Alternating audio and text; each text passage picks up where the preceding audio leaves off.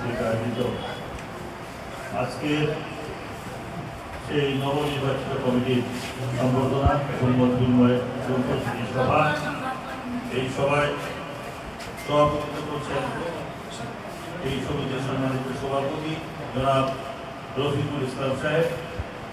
উপস্থিত আছেন আমাদের বাংলাদেশ জাতীয়তাবাদী দল বিএনপি বিরোধী উপজেলা শাখার সম্মানিত নেতৃবৃন্দ, পৌর নেতৃবৃন্দ, নিরাপদ শাখার নেতৃবৃন্দ, আমাদের পৌর বিএনপি নেতৃবৃন্দ, ছাত্রদল, যুবদল, স্বেচ্ছাসেবক দল সহ এই সমিতি বিভিন্ন সদস্যবৃন্দ সকলকে জানাচ্ছি আসসালামু আলাইকুম এবং হিন্দু সম্প্রদায় যারা আছেন জানাচ্ছি আবার।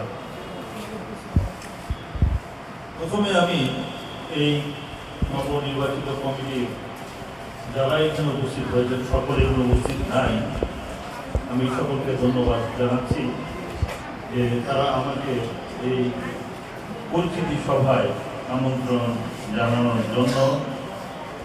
আমি এটুকু বলতে চাই প্রথমে যে আপনারা এই যে প্রধান শিক্ষক সমিতি করেছেন, কালকে হয়তো সহ প্রধান অর্থাৎ যারা দ্বিতীয় শিক্ষক আছেন, মানে আমাদের সহকারী শিক্ষক, ওনারা যদি আবার আরেকটা কমিটি করে, সাধারণ শিক্ষকের যদি আরেকটা কমিটি করে, কমিটির সংখ্যা কতগুলো হবে বলেন তো? আমার মনে হয় এত কমিটি না করে সকল শিক্ষক সমাজ নিয়ে একটা কমিটি থাকলে আমাদের ভালো হয়। আমরা শিক্ষকদেরকে ভাগাভাগি করতে চাই না। আসলে প্রধান শিক্ষকরা দশম গ্রেডে আছে, তো সহকারী শিক্ষকদের সঙ্গে অনেক দাবি দেওয়া মিলে না, এবং প্রধান শিক্ষকদের আলাদা কমিশন কেন্দ্রীয়ভাবেই আছে। আপনারা প্রধান শিক্ষক, আমি বললেও আপনারা প্রধান, আমি না মানলেও আপনারা প্রধান। প্রধান অলওয়েজ প্রধান। প্রধান শিক্ষকরা সবসময় প্রধানই থাকবে, তাদের জন্য আলাদা কমিটি করার মনে খুব একটা দরকার নেই। তারপরে হয়তো আপনারা করেছেন, আপনাদের হয়তো কার্যক্রম সঠিকভাবে পরিচালনা করার নিমিত্তে হয়তো করেছেন, সেটা ঠিক আছে। তবে ভাগাভাগিটা আমার খুব একটা পছন্দ নয়। শিক্ষকরা থাকবে সবকিছুর ঊর্ধ্বে। শিক্ষকদের চাওয়া পাওয়া থাকবে দেশের স্বার্থে, শিক্ষকদের চাওয়া পাওয়া থাকবে সাধারণ মানুষের স্বার্থে, ছাত্রছাত্রীদের কল্যাণে, বিদ্যালয় কেন্দ্রিক, এটাই হওয়া উচিত। তো তারপরেও আপনারা করেছেন, তবে ভাগাভাগি আর বেশি করিয়েন না। আপনাদের সহকারী শিক্ষকরা একটা সমিতি করে আবার হয়তো আমাকে আমন্ত্রণ জানাবে, তখন আবার বিপদগ্রস্ত হয়ে যেতে পারি আমরা। আছে নাই কোনটা ক্ষমতা হবে, সবগুলি হয়তো আছে, এমনও হতে পারে বিভাগ ওয়াইজ সমিতি হবে। এটা ইংলিশ বিভাগের সমিতি, এটা বাংলা বিভাগের সমিতি, এটা রাষ্ট্রবিজ্ঞানের সমিতি, তাহলে সমস্যা অনেক হয়ে যেতে পারে। আর ভাগাভাগি করে না, যা হয়েছে। একজন শ্রদ্ধেয় শিক্ষক এখানে এসে কথা বলেছেন যে দুর্নীতি, আপনারা বিভিন্ন রকম সহযোগিতা পান আপনাদের সরকারিভাবে, সেটা তুলতে গিয়ে পয়সা দিতে হয়। বিগত দিনে কোথায় কি হয়েছে আমার আর জানার ইচ্ছে নেই, তবে মানে ফ্রম নাও অন, মানে এখন থেকে মনে করবেন যে কোনো রকম যে কোনো কিছু আসবে, মানে বিন্দু পরিমাণ আপনাদেরকে কোনো রকম কাউকে চাঁদা দিয়ে অথবা উপঢৌকন দিয়ে অথবা কোনো রকম কাউকে সুবিধা দিয়ে আপনার সেই প্রাপ্য যেটা আপনাদের আসে বরাদ্দ, সেটা নিতে হবে না। সেরকম কোনো কিছুর সম্মুখীন হলে আপনার বিদ্যালয়ের প্রধান হিসাবে আমাকে আপনারা জানাবেন। আমি নিশ্চিত করে বলতে পারি, সেটা যে পর্যায়েরই কর্মকর্তা হোক সেটা নিতে পারবে না। কারণ আমরা বাংলাদেশ জাতীয়তাবাদী দল জনগণের ভোটে নির্বাচিত হয়ে আমরা সরকার গঠন করেছি। আমাদের মাননীয় প্রধানমন্ত্রী উনি সব থেকে বেশি শিক্ষাকে এখন গুরুত্ব দিচ্ছেন। আপনারা শুনেছেন আমাদের প্রাথমিক বিদ্যালয়গুলোতে উনি কি করতে চান, বাচ্চাদের জন্য কি করতে চান, ছাত্রছাত্রীর জন্য কি করতে চান, আমরা ইতিমধ্যে শুনেছেন। আমরা সেগুলো করতে বদ্ধপরিকর। তাই দুর্নীতির কোনো প্রশ্নই আসে না। আজকে আপনার শিক্ষার মান উন্নয়ন করেন। শিক্ষার মান উন্নয়ন করার জন্য আপনাদের বিল্ডিং, নতুন নতুন বিল্ডিং হলে শিক্ষার মান উন্নয়ন হবে না। আপনারা যারা দায়িত্বে আছেন, প্রধান শিক্ষক হিসাবে দায়িত্ব আছেন, অনেক বড় দায়িত্ব, অনেক সম্মানিত জায়গা এটা। আপনারা মেহরবানি করে, হয়তো থাকতে পারেন আপনাদের মধ্যে বিভিন্ন দলের সমর্থক হতে পারেন, আমার তাতে বাধা নাই, কিন্তু আপনারা দলের সমর্থনের বাইরে আপনারা হলেন কিন্তু প্রধান শিক্ষক বা শিক্ষক। এই পরিচয়টা আপনাদের অনেক বড় পরিচয়। কারণ আমি আমার মা, উনিও একজন শিক্ষক ছিলেন। উনি ঢাকা ইউনিভার্সিটি থেকে সেই সময় 1964 উনি তখন ঢাকা ইউনিভার্সিটিতে মাস্টার্স করেছেন ইংলিশে। সে সময় কয়জন ছিল, কিন্তু উনি এসে শিক্ষকতায় ওনাকে দিনাজপুর, তখন তো সরকারি মহিলা কলেজ ছিল না, সেই কলেজেই উনি জয়েন করেছিলেন। উনি সেখান থেকেই মানে অবসর নিয়েছেন। তাই শিক্ষকদের প্রতি আমার একটা অন্যরকম ভালোবাসা, শ্রদ্ধা, সম্মান এটা আমার আছে।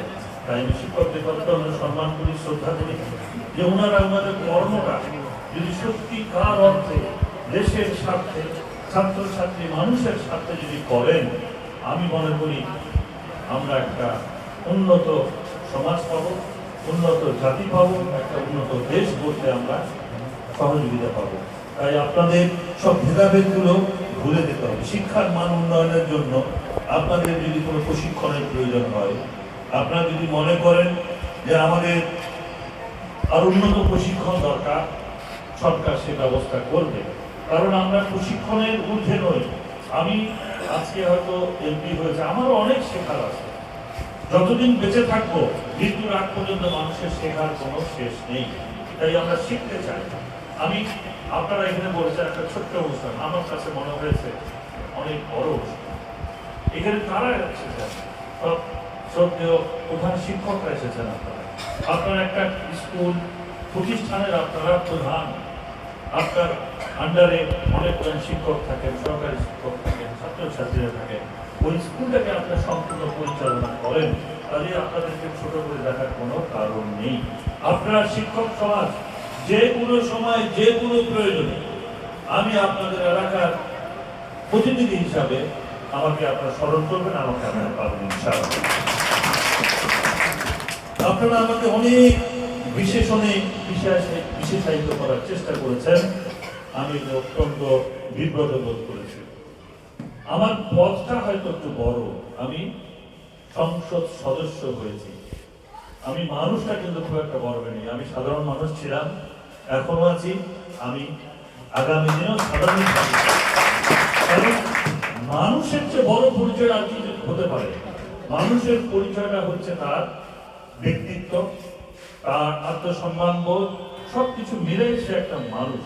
কথা এবং কাজের মিল, এটাই হলো মানুষের পরিচয়। তো আমি সেই মানুষ হতে চাই, যেন আমার কথা এবং কাজে যেন আমার মিল থাকে। এই মানুষ হিসাবে আমি পরিচিতি পেতে চাই, কোনো দামি মানুষ হিসাবে। আর বরেণ্য হওয়া এত সহজ নয়।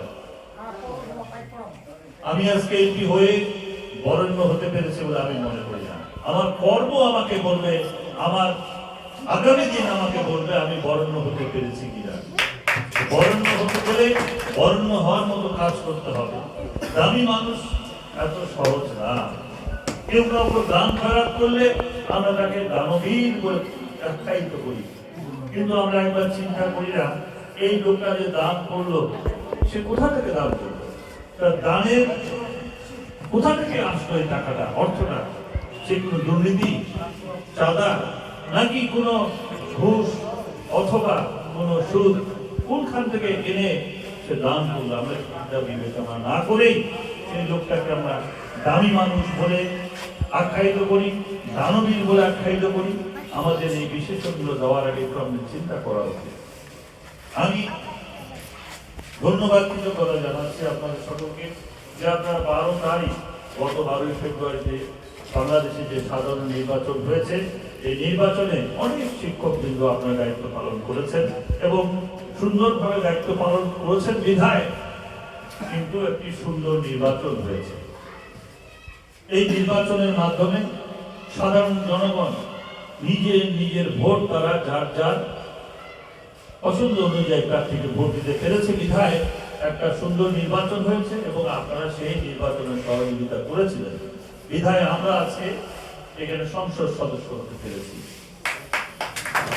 গত 18 সালে সেই সুযোগটা ছিল না। আপনাদের মতোই শিক্ষকরা আপনারাও কিন্তু সেদিনটা ভোট কেন্দ্রে প্রিজাইডিং অফিসার, সহকারী প্রিজাইডিং অফিসারের দায়িত্ব পালন করেছেন। পুলিং অফিসারের দায়িত্ব পালন কিন্তু আপনারা সেই দায়িত্ব পালনে বাধাগ্রস্ত হয়েছেন ইচ্ছায় অনিচ্ছায়, যে কোনো ভাবেই হোক সেদিন কিন্তু সেই কাঙ্ক্ষিত জনগণের ভোটটা সেদিন কিন্তু বাস্তবায়িত হয় নাই। তো আমার লক্ষ্য উদ্দেশ্য একটাই যে আমি অতীতকে নিয়ে ঘাটাঘাটি করতে পছন্দ করি না। অতীতটা আমার দেশের মানুষ দেখেছে, আমি বর্তমানে আছি, আমি বর্তমানে কি করতে পারছি, আমার কর্মটা সেই অতীতের সঙ্গে তুলনা করে সাধারণ মানুষ বিবেচনা করবে কোনটা ভালো কোনটা খারাপ। আমি একজনকে ছোট করে নিজেকে বড় করতে চাই না বা পারবো না, এটা হওয়া উচিত নয়।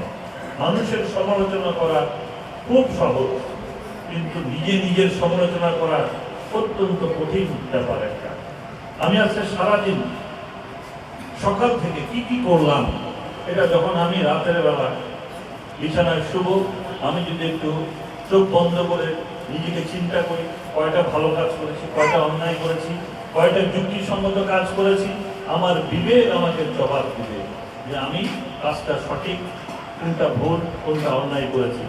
এই প্রশ্নটা আমরা যদি সকলেই প্রত্যেক দিন শোয়ার পরে খেয়ে দিয়ে আমরা যখন বিছানায় যাব ঘুমানোর জন্য একবার করে যদি চিন্তা করি, তাহলে কিন্তু আমার বিবেক বলে দেবে যে আমি কোনটা ভুল করেছি, কোনটা অন্যায় করেছি, কার হক মেরে খেয়েছি, কাকে বঞ্চিত করেছি, এটা কিন্তু বলে দিবে। সেটার জন্য কিন্তু আমার আদালতে যাওয়ার প্রয়োজন হবে না। আমি অনেক কথা বলে ফেলছি, হয়তো আপনার মন খারাপ করবেন। আমি আরেকটি কথা বলতে চাই যে শিক্ষার বিষয়ে সব রকম সহযোগিতা যেমন আমার থাকবে, আপনাদেরকে আমাদের মাননীয় প্রধানমন্ত্রী আপনাদেরকে একটা দিক নির্দেশনা দিয়েছেন যে প্রতি শনিবার আমরা পরিচ্ছন্নতা দিবস পালন করি। এই পরিচ্ছন্নতা দিবসটা আমরা আমার বাড়ি থেকে যেমন করব, আপনারা আপনাদের যে প্রতিষ্ঠান, শিক্ষালয় হতে পারে, যে কোনো অফিস হতে পারে, যে কোনো জায়গায় হতে পারে, আমরা যেন সেটা যদি আমরা চালু রাখতে পারি, সেটা যদি করতে পারি, আমরা যেমন নিজেরা সুস্থ থাকবো, আমাদের সঙ্গে যারা কাজ করেন কলিগরা তারাও কিন্তু সুস্থ একটা পরিবেশ পাবে।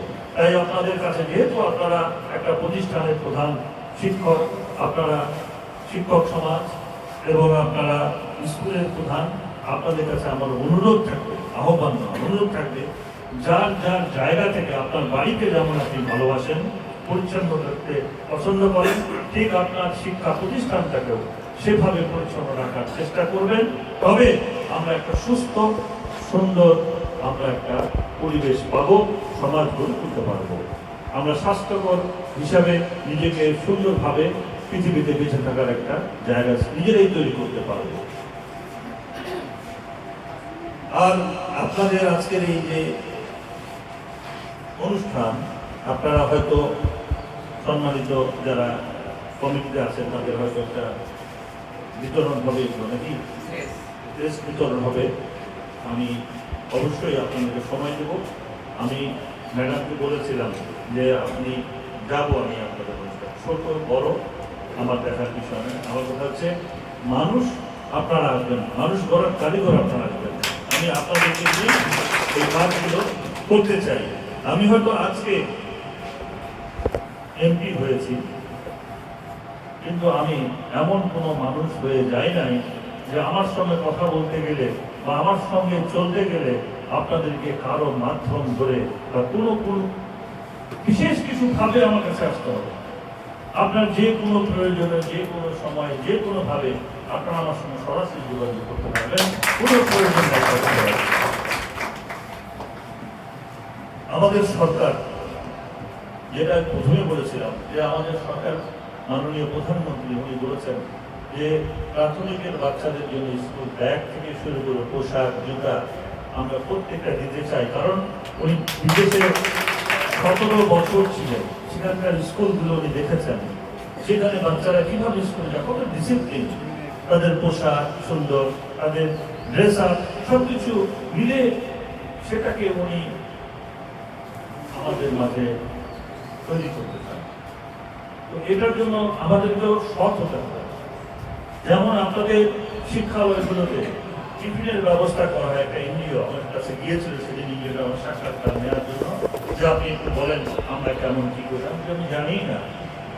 আমি আজকে আপনাকে এক সুন্দর কথা বলে রেকর্ড করে দেবো, আপনি এটা বাজাতেই থাকবেন, সবটা নিতে হবে না। আমি দুই ইউনোকে বলেছি যে আপনারা এক ইউনো আবার বক্তব্য দিয়েছে, হ্যাঁ এটা খুব ভালো করছে। আমি ইউনোকে প্রশ্ন করেছিলাম যে আপনি কয়টা স্কুল পরিদর্শন করে ভালো করছে এটা সার্টিফিকেটটা তাদেরকে দিলেন? স্যার আমি দু একটা দেখেছি। আপনি দু একটা দেখে এই 200-400 স্কুলের আপনি বাচ্চাদের পক্ষ থেকে আপনি সুন্দর একটা সার্টিফিকেট দিলেন, এটা তো হবে না। আপনাকে যেতে হবে প্রত্যন্ত স্কুলগুলোতে, আপনার আশেপাশে যারা এই সমস্ত কাজ করে খাবারগুলো দেয়, তারা কিন্তু জানে যে হুট করে এই অনুসারে বা অন্য কোনো কর্মকর্তারা কাছাকাছিগুলোতে যে কোনো সময় যেতে পারে, এখানে কিন্তু তারা ভালোভাবে দেওয়ার চেষ্টা করবে। কিন্তু দূরের স্কুলতে যেতে যেতে সময় লাগে, যে প্রোগ্রাম করে যাবে সেই স্কুলগুলোতে তারা মানগুলো খারাপ দেবে খাওয়া। তারা একটা কলা দেয়, কলার পরিমাণটা যে আছে, কলা তো ছোট হয় বড় হয়, বিভিন্ন রকম সাইজের কলা হয়। কোন কলা তারা দিচ্ছে আমি সেটাও বলেছি, আপনার কলাটা দেখবেন যে তারা কোন কলা দিচ্ছে। এটা দায়িত্ব শুধু আমাদের বাইরে থেকে কি আমরা দেখবো, আপনারা যারা শিক্ষকরা আছেন, শিক্ষা প্রতিষ্ঠান প্রধান আছেন, আপনাদেরও দায়িত্ব আছে যে আপনার স্কুলের বাচ্চাটা সরকার প্রদত্ত যে তাদেরকে দেওয়ার যে ব্যবস্থা করেছে টিফিনে, সেটা যেন যথাযথ হয়, মানসম্মত হয়। এই সন্তানগুলো আপনার আমাদের এই সমাজেরই সন্তান, আমাদেরই সন্তান। এই সন্তানগুলোকে সুস্থ রাখার জন্য সরকার এই পদক্ষেপ নিয়েছে।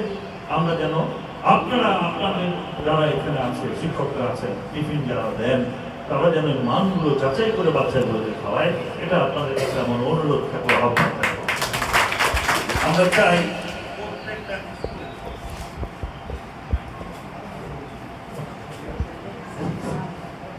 আমরা চাই প্রত্যেকটা স্কুল তার বিল্ডিংটা যতটা সুন্দর হবে, তার শিক্ষার মানটা যেন আরো সুন্দর হবে। শিক্ষার মানটা সুন্দর করার জন্য আমি প্রথমে বলেছি যে আমাদের যারা সম্মানিত শিক্ষকরা আছেন, তিনাদের নিয়োগটাও যেন আমাদের সঠিক করতে হবে। আমার কোনো ভাই, আমার কোনো আত্মীয়, আমার রিকমেন্ডেশন, আমার সুপারিশ নিয়ে একটা অযোগ্য ছাত্র সে শিক্ষক হয়ে যখন আপনার প্রতিষ্ঠানে নিয়োগপ্রাপ্ত হবে শিক্ষক হয়ে, তার দ্বারা কি আমি ভালো শিক্ষার মান আশা করতে পারি? তাই আমি সবাইকে বলি, যেখানেই হোক আমি কোনো জায়গায় সুপারিশ করব না। যে জায়গায় প্রতিযোগিতা আছে, আমি চাই প্রতিযোগিতা করে যিনি সঠিক ওই চেয়ারের জন্য যোগ্য, সে প্রতিযোগিতা করে সেখানে আসুন, আমার সুপারিশে আমরা সেটা চাই। যদি আমি সঠিক লোককে, সঠিক মানুষকে সঠিক চেয়ারে বসাই, আমি বিশ্বাস করি সেখান থেকে সঠিক জিনিসই আসবে। একটা অযোগ্য লোককে যদি আমি সুপারিশের মাধ্যমে আত্মীয়তার পরিচয় দিয়ে বা বন্ধুর পরিচয় দিয়ে যদি সেই চেয়ারটাকে বসাই, তার কাছ থেকে আমি হয়তো যোগ্য, তার যেটা দেওয়ার কথা সেই ফিডব্যাকটা আমরা পাবো না। তাই আমার দ্বারা সেই ধরনের কাজ হবে না। এটা আমার প্রত্যেকটা জায়গার সেখানে হওয়া উচিত। আমরা সেই কাজটা করতে চাই, এবং কোথায় কি হবে জানি না, অন্তত আমাদের এলাকা এই বিরোধ বোঝাগঞ্জে আমার দ্বারা এই ধরনের কেউ কোনো সুপারিশ আশা করে লাভ হবে না, আমি সেটা করব না।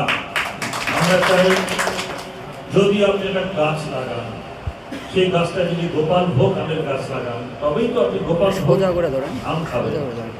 গুটি আম লাগিয়ে যদি গোপাল ভোগ আশা করেন, সেখানে কি আমি গোপাল ভোগ আম আশা করতে পারি? সেরকম ওই যোগ্য চেয়ারে যদি যোগ্য লোকটা প্রতিযোগিতা করে আসুক, প্রতিযোগিতা হবে, ওপেন প্রতিযোগিতা হবে। সে হিন্দু না, বৌদ্ধ না, খ্রিস্টান না, মুসলমান, আদিবাসী, ডাজন্ট ম্যাটার। ম্যাটার হচ্ছে উনি যোগ্য কিনা চেয়ারের জন্য। উনি আসবেন, উনি সেখান থেকে আমাদের ডেলিভারি দিবেন। আমাদের ছাত্ররা বা যেই কাজের জন্য উনি এখানে আসবেন, সেই চেয়ারে উপযুক্ত হয়ে আসে আমাদের সমাজে উনি তার জিনিসটা ছড়িয়ে দেবেন, কর্মটা ছড়িয়ে দেবেন। তবেই আমরা স্বাভাবিক ভালো জিনিস পাবো। আর বক্তব্য দীর্ঘায়িত করবো না, আজানের সময় হয়ে যাবে, আসলে নামাজ পড়ি নাই, পড়তে হবে। আমি আবারও সকলকে ধন্যবাদ, কৃতজ্ঞতা জানাচ্ছি। ছোট হলেও সুন্দর গোছানো একটি অনুষ্ঠান করার জন্য, বিশেষ করে আমাদের যিনি ম্যাডাম উপস্থাপনা করছেন, খুব সাবলীল সুন্দর উপস্থাপনা করেন, এবং আজকের এই কমিটির যারা নবনির্বাচিত কমিটি যারা আছেন সকলকে আবারও আশা করব যে আপনাদের এই কমিটি শুধুমাত্র আপনাদের কেন্দ্রিক না হয়ে আমাদের সবার জন্য যেন কাজে লাগে, আমার শিক্ষার জন্য যেন কাজে লাগে, এরকম কাজ আপনারা করবেন এই আশাবাদ ব্যক্ত করে সবার সুস্বাস্থ্য দীর্ঘায়ু কামনা করে আপনাদের কাছ থেকে দোয়া আছে। আমি আমার বক্তব্য শেষ করছি, সকলকে ধন্যবাদ। শেষে একটা কথা বলব, গর্ব কাজ, গর্ব দেশ, সবার আগে ধন্যবাদ।